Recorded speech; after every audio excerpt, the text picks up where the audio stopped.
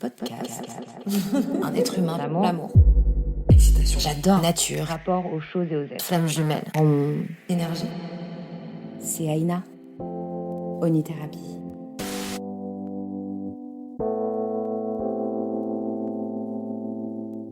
Nous sommes en 2020, bientôt 2021. C'est l'époque où maintenant il est beaucoup plus aisé de parler et d'exposer ses points de vue sur l'univers, la source, l'origine, la création. Eh bien, ces derniers temps, en amour, moi j'entends souvent les termes flamme jumelle, âme jumelle. Est-ce que vous, ça vous est déjà arrivé d'entendre quelqu'un dire Ah, mais je t'assure, c'est ma flamme, on s'est rencontrés par hasard et on s'est séparés alors qu'on s'aime. Je sais pas, c'est comme si je l'avais toujours connu, on est pareil. Bien moi, énormément, dans mon entourage, les réseaux. C'est des choses que je vois souvent. Mais alors je me demande, mais qu'est-ce que c'est au juste? C'est quoi cette image de l'amour? Est-ce que moi aussi, j'ai déjà rencontré mes âmes jumelles? J'ai bien envie de voir ce qui se cache derrière ces termes. Mais avant de commencer ce podcast, je trouve très intéressant de pouvoir situer le mot croyance. Qu'est-ce que c'est au juste une croyance? Bon, si on regarde le Larousse, il nous dit que c'est le fait de croire en quelque chose, de croire en une chose vraie, qu'elle soit possible ou non.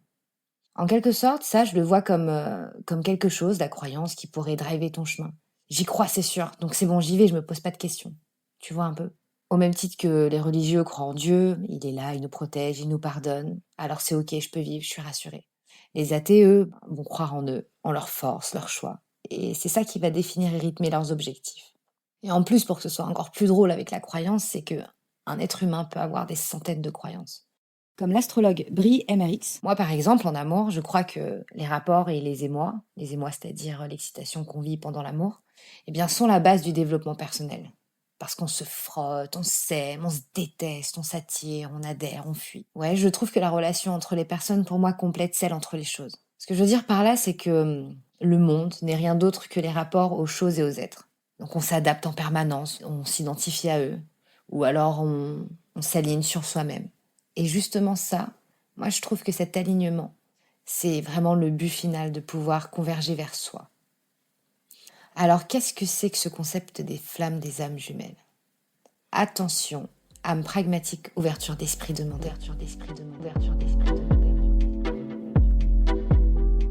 Alors d'où viennent ces termes? Ce concept, il se base sur des croyances sur la réincarnation, où l'idée est que chacun à notre époque, on va vivre des relations amoureuses karmiques, qui nous permettront de vivre des expériences émotionnellement fortes, très puissantes, un peu comme les montagnes russes, et tout ça dans le but de nous faire vivre une transformation profonde. Alors cette théorie, elle s'adapte de façon assez New Age à un certain nombre de traditions et de philosophies orientales et occidentales. Vous savez, sur l'idée de lien invisible de la nature qui échappe à l'humain, mais que pourtant, tout ça, ça nous attire, ça nous fascine.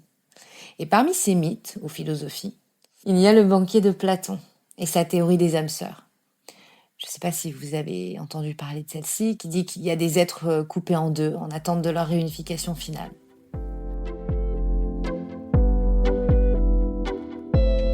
Alors en fait, cette histoire, qui est vieille depuis 4000 ans, issue de la mythologie grecque, dit qu'à l'origine, les êtres humains auraient été constitués de 4 bras, 4 jambes et d'une tête à 2 visages. Et que Zeus, qui avait très peur d'eux, a demandé à Apollon, qui est dieu grec de la lumière et de la beauté, de les couper en deux. Et ça les a condamnés à passer le reste de leur existence à rechercher leur part manquante, la moitié. Il y a aussi des légendes, des traditions orientales, des grandes traditions orientales, à propos du fil rouge, qui dit qu'il y a des liens invisibles en fil rouge qui relient à certaines personnes pour l'éternité, malgré le temps et la distance. Ça se noue, mais ils se retrouvent, ils sont liés.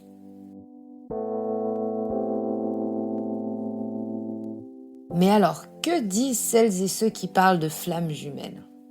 Bien, d'après Audrey Besson, qui est une réflexologue et énergéticienne, les flammes jumelles seraient 2 âmes qui se sont divisées. Alors on peut imaginer cette métaphore comme la division d'une âme en deux. Et donc cette flamme jumelle, ce serait donc vous, mais avec une polarité inversée. Un peu comme si on peut imaginer le yin et le yang pour les âmes. Et donc ça voudrait dire quoi?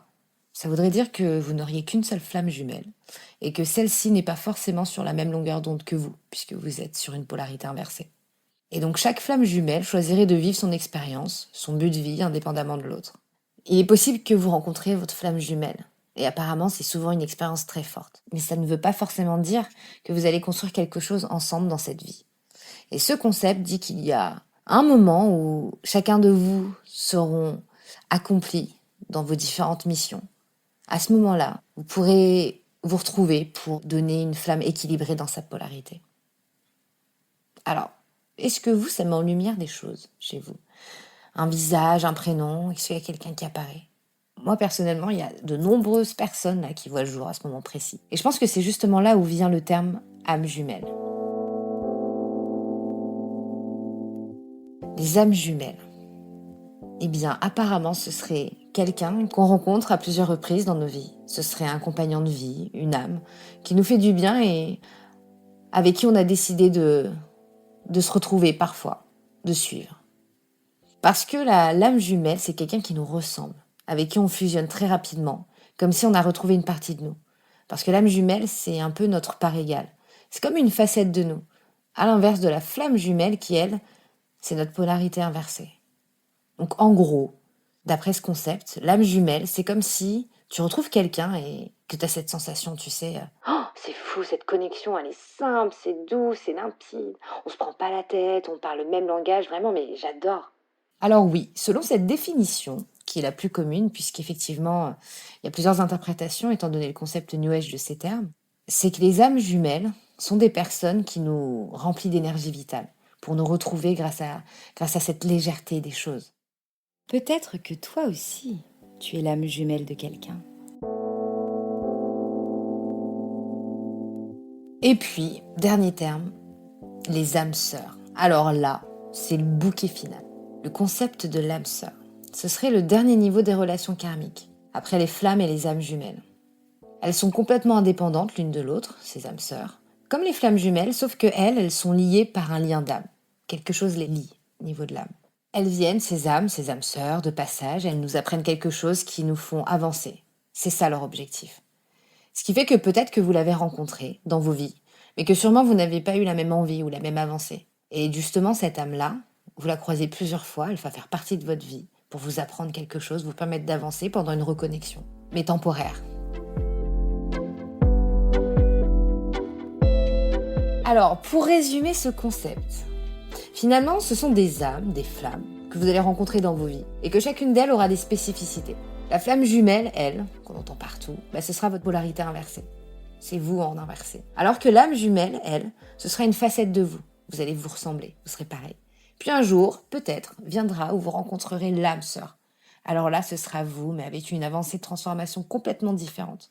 Vous allez la rencontrer, apprendre à vivre ensemble, un temps, puis ensuite séparément.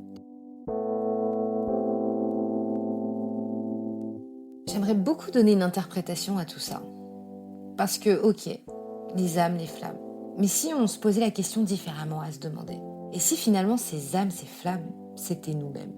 Cette flamme qui vous est complètement opposée, on sent parfois en nous, il y a quelque chose qui est différent de ce qu'on pense. Mais pourtant, cette énergie, elle nous permet de vivre, ça nous anime à trouver l'âme sœur, trouver l'amour de notre vie, le roi ou la reine de nos rêves pour l'éternité et à jamais. Et si finalement cette personne qu'on cherche tant, c'était nous? Si jamais cette flamme qu'on cherche n'est rien d'autre qu'en fait quelque chose qui est à l'intérieur de nous, qui est déjà présent et qui attend juste qu'on puisse l'explorer.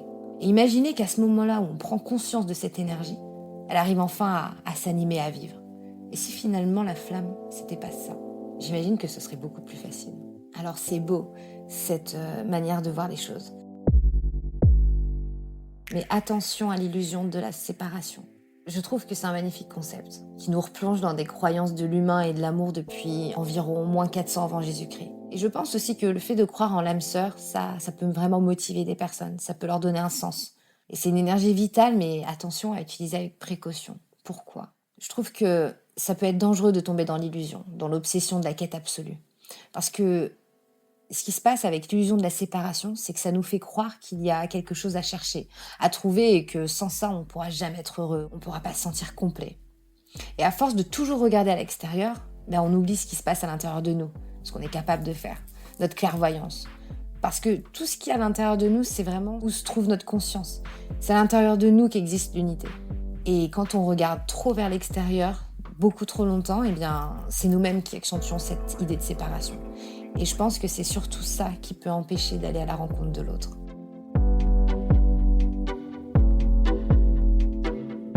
Alors en conclusion, ce que je pense, c'est que ces termes ne définissent pas forcément l'amour ou ne prédisent pas la manière dont tu vas rencontrer l'amour.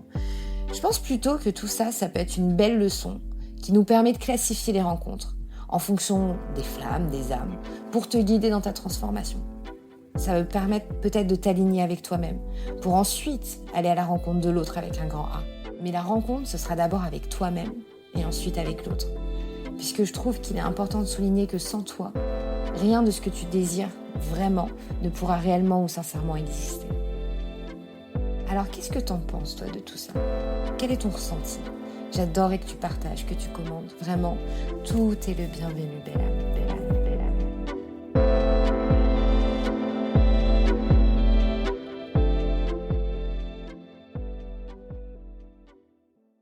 Une production Humanize Project.